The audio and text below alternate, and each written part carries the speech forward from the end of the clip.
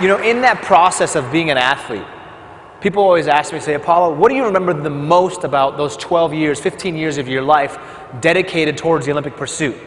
What was it like standing on top of the podium? Do you remember that final race? And I do. And standing on that podium, sitting there listening to the national anthem being played, it's an incredible experience. It is. But I'm going to be completely honest with you. I don't look back on those 12 years of my life and say, you know what, I remember that one race, that gold medal performance. I think back to those days of when I was hurt, when I was sick, when I was injured, when I was at my lowest point, when I thought that I couldn't do any more training.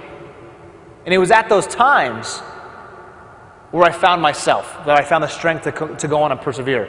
That's what I remember. Those life lessons when you're faced against your own insecurities, against your own self-doubts. When I was sitting in my basement and I hired my strength and conditioning coach to come live with me, to watch over me, and he would say, you know what, Apollo, there's going to be times when you're going to be hungry, you're going to want more food, and I'm going to say that's it for the day. There's going to be times when you're going to tell me you gave 100%, and I'm going to tell you that wasn't enough. You have to give me another set on the treadmill, another repetition in the weight room.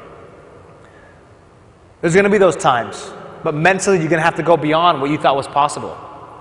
That's what I miss. That's what I remember the most.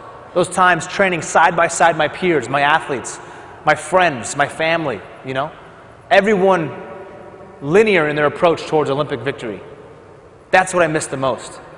Because in that 41-second race, that's all there is. You know, although it feels like you're in slow motion, you're in the flow, you're in control of the race, I remember that full 12, 15 years of my life competing day in and day out as an athlete, training twice on Christmas, twice on my birthday. Didn't matter.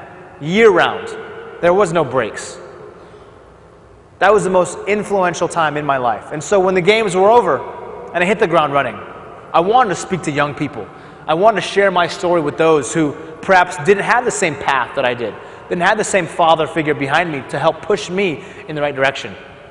And let them know that whatever their passions are, hold on to that spark that they have. Do whatever it is that they really want to do, and do it with zero regrets. Don't hold back.